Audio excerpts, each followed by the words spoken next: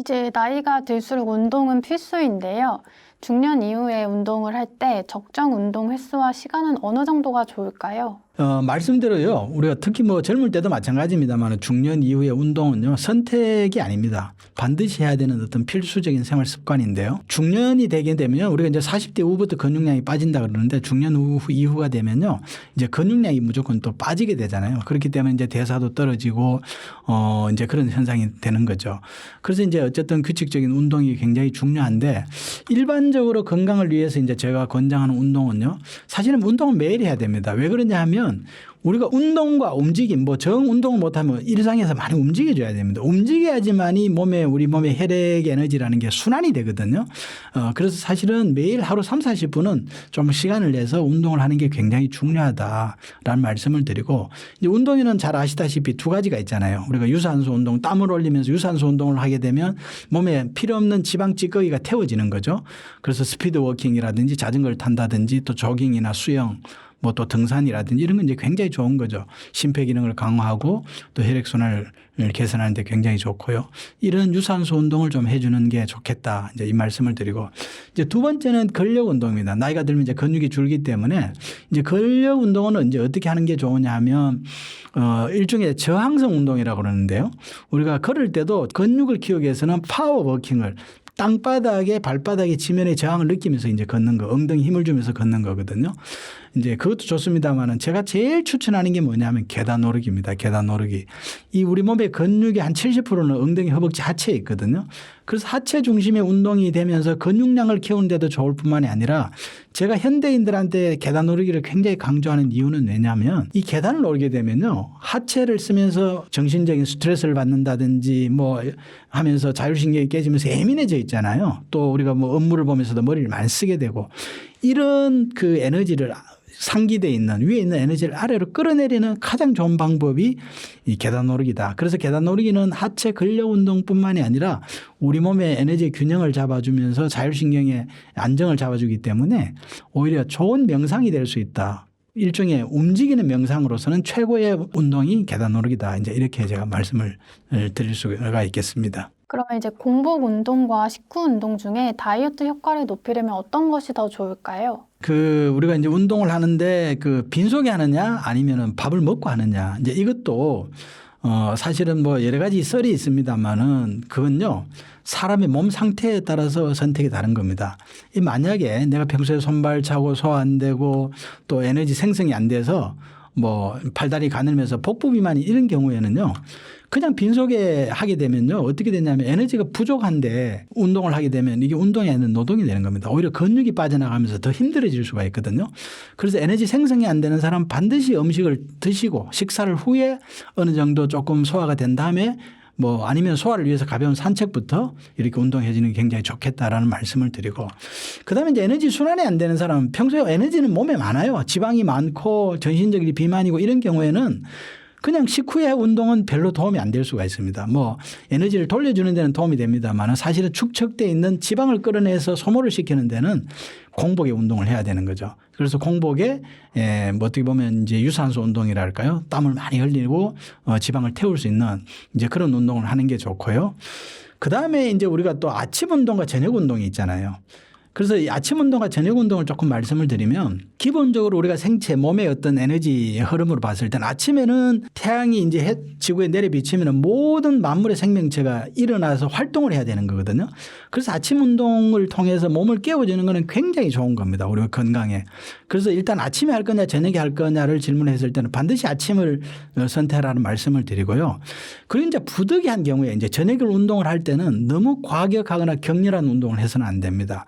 왜냐하면 저녁에는 우리 몸의 생체 리듬이 에너지가 아래로 내려가면서 안정되고 저장해야 되는 시간인데 이때 뭐 특히 이제 젊은 사람들 가슴 근육 키운다고 센터 가서 막 역기를 든다든지 또는 뭐 지방을 빼겠다고 땀을 뻘뻘 흘리면서 이제 유산소 운동을 하게 되면 오히려 우리 몸의 생체 리듬이 깨지면서요. 특히 이제 식욕 관련된 호르몬의 균형도 깨질 수가 있고 이러면서 오히려 비만 관리가 더 힘들어지거든요. 그래서 말씀을 드립니다만은 운동은 아침에 하는 게 좋다. 그리고 빈속에 할 거냐 밥을 먹고 할 거냐는 내 몸의 에너지 상태에 따라서 내가 조금 평소에 소화 안 되고 에너지가 딸리고 늘 피곤하다 그러면은 식후에 하는 게 좋고, 그게 아니라 내가 뭐 체지방이 많이 쌓여 있고 좀 지방을 빼야 되고 하는 경우에는 빈속에 운동하는 것이 더 공복에 하는 것이 훨씬 더 효율적이다. 이제 이렇게 말씀을 드릴 수 있겠습니다. 노화를 막기 위한 최고의 근력 운동은 무엇인가요? 예, 나이가 들수록 이제 뭐 말씀을 드렸습니다만 근육이 자꾸 줄잖아요. 뭐 40대 이후부터 줄기 시작하는데 이제 그 중에서도 제일 주는 게 하체 근육이거든요. 우리 몸의 근육의 왜냐하면 60, 70%가 거기 있기 때문에 이제 거기서부터 대부분 이제 나이가 들면 엉덩이 허벅지가 가늘어지고 이제 몸은 상체는 오히려 비대해지면서 또 이제 근육이 부족하다 보니까 이제 기초 대사력은 떨어지면서 자꾸 이제 조금만 먹어도 이제 자꾸 체지방이 쌓이는 이제 이런 현상이 나타나게 되는데요. 그래서 이제 우리가 노화를 좀 늦추고 이제 몸의 에너지 균형을 유지하려면 무엇보다 하체 근육입니다. 무엇보다 60, 70%가 근육은 하체이기 때문에 하체 근육이고요. 특히 중년 이후에는 더 이제 중요한 게 하체 근육인데요. 제가 말씀을 드렸습니다만은 하체 근육에서 가장 좋은 운동이 계단 오르기입니다. 하체 근육이 생기려면요. 어떻게 돼야 되냐면 중력에 역행해서 오르는 게 이제 중요하거든요. 그래서 만약에 이제 허리가 아프거나 이제 이런 경우는 뭐 우리가 하체 근육 운동으로서는 자전거 타기, 실내 자전거 타기도 이제 굉장히 좋고요. 또 사실은 등산도 좋습니다. 왜냐하면 우리가 등산은 산을 오르는 좋은 운동인데 등산의 이제 문제점은 내려올 때 문제잖아요. 내려오기 때는 이제 우리 근육의 힘이 풀어지는 상황에서 체중이 실리게 되면 관절에 모든 체중이 실리면서 이제 관절에 손상이 오고 이제 관절에 무리가 올 수가 있거든요. 그래서 이제 등산은 좋긴 한데 이제 내려올 때 주의해야 되는 그런 측면이 있고요. 반면에 계단은요. 우리가 굉장히 좋죠. 오르고 내려올 때는 엘리베이터 타면 되잖아요. 엘리베이터 타고 내려오고 계단 올라가고. 이런 운동으로서는 뭐 최고의 운동이다. 제가 또 아까 말씀을 드렸습니다마는 오히려 계단 오르기는 하체 근력 운동뿐만이 아니라 명상에 있어서도 우리가 이제 스트레스를 받거나 이런 경우에 직장에서 스트레스 받았을 경우에요. 괜히 뭐 저녁에 친구분들로 소주 짠 기울이지 마시고 조용히 집에 오셔가지고 생수 하나 들고 계단 올라 보세요. 예, 머리도 맑아지고 오히려 머리 복잡했던 게 깨끗하게 정리가 되면서 굉장히 어떤 정신도 오히려 맑아지고 또 자신감도 생기고 내가 내일 직장 가서 어떻게 해야 되겠다라는 이제 그런 뭐 마음의 정리랄까 이런 것도 잘 이루어질 수 있습니다. 네, 제가 추천하는 드립니다. 계단 오르기. 중년에서는 계단 오르기가 최고의 운동이다. 이렇게 제가 말씀을 드릴 수가 있겠습니다. 이제 다이어트의 핵심은 수면이라고 하는데 잠만 잘 자도 살이 빠지는 하루 숙면 루틴이 있다고 하셨습니다. 그게 어떤 건가요? 네, 많은 분들이 이제 다이어트를 얘기할 때 이제 음식이나 운동 생각하잖아요. 하지만 우리 몸의 측면에서 보면요. 실제로 이제 가장 중요한 거는 사실 수면입니다. 수면. 우리가 잠을 잘 못 자게 되면 어떻게 되냐면 내가 얘기했잖아요. 호르몬이 균형이 깨진다니까요. 특히 식욕 관련 호르몬의 균형이 깨지면서 몸이 자꾸 이제 지방을 더 저장하려는 방향으로 작동하게 되고요. 그래서 저는 다이어트 설명할 때 무엇보다 다이어트 핵심은 수면이다. 수면이 바로 하루의 생체 리듬을 만드는 거고요.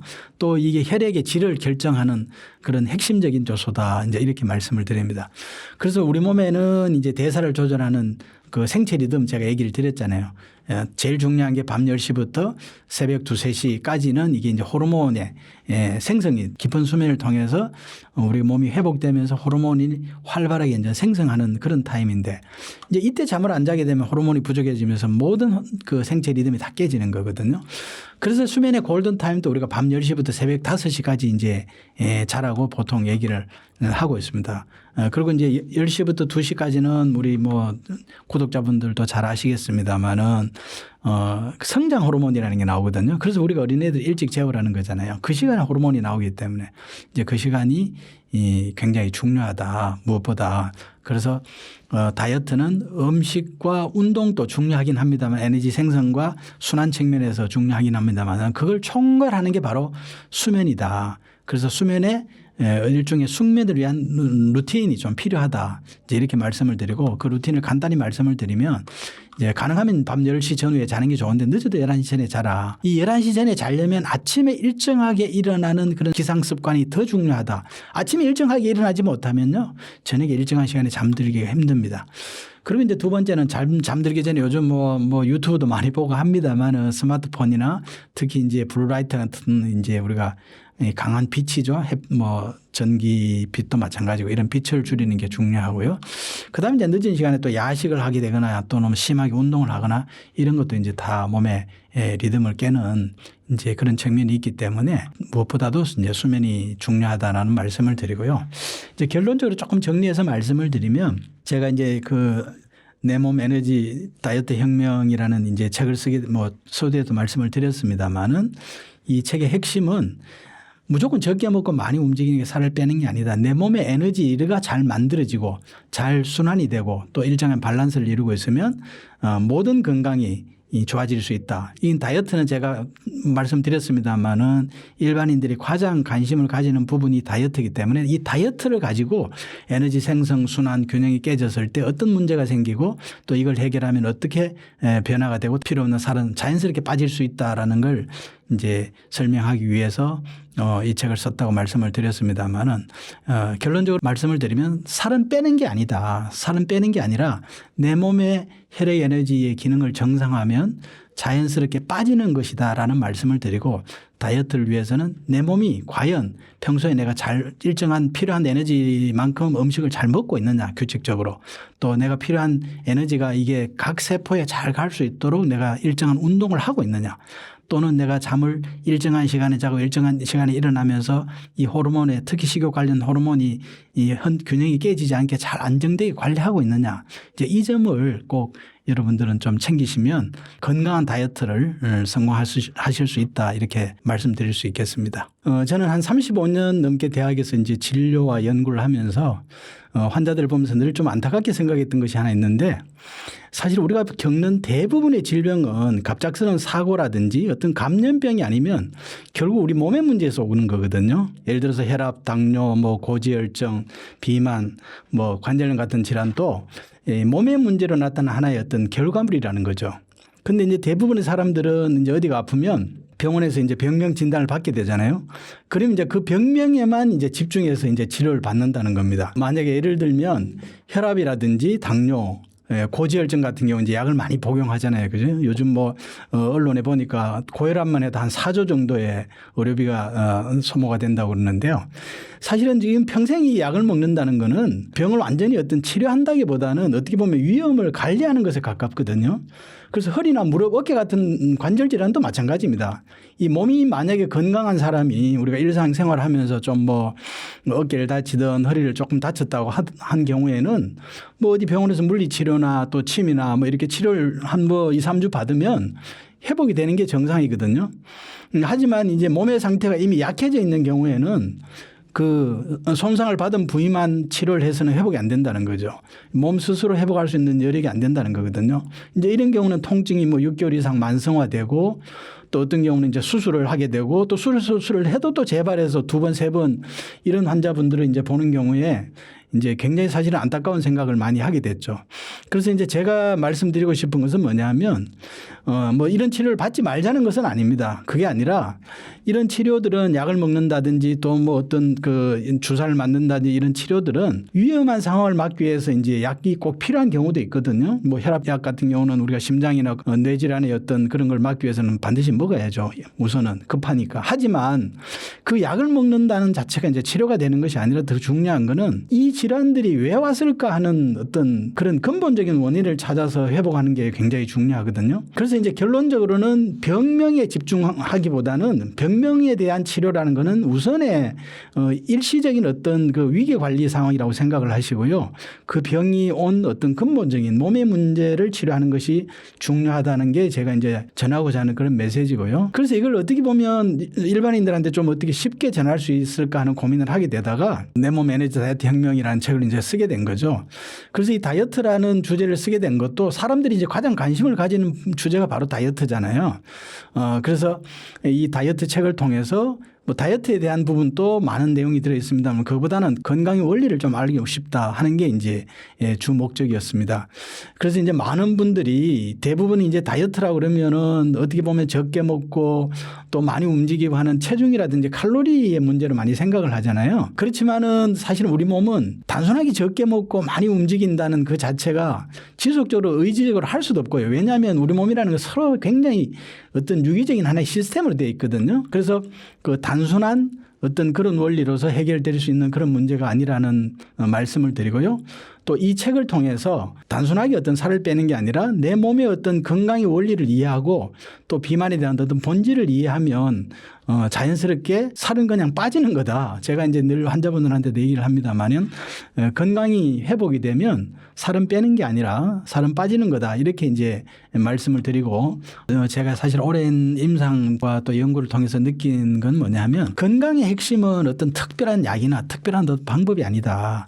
내 몸에 어떤 그 필요한 생명 활동에 필요한 에너지가 잘 만들어지고 또 이 만들어진 에너지가 잘 우리 몸의 세포 구석구석까지 잘 공급해주고 또 이러한 것들이 이 혈액의 어떤 질이라 그러죠. 혈액의 퀄리티가 잘 유지될 수 있도록 일정한 시간에 잠을 자고 일정한 시간에 아침에 일어나면서 에너지 어떤 균형을 잘 맞추고 있느냐가 사실은 건강을 결정하는 핵심적인 거거든요.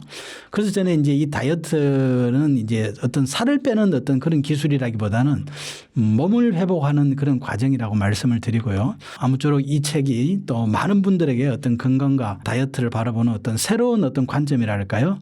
어떤 그런 걸 좀 깨우침을 드릴 수 있으면 좋겠고 몸을 좀 더 건강하게 관리하는 데 도움이 되었으면 하는 바람입니다. 네, 감사합니다.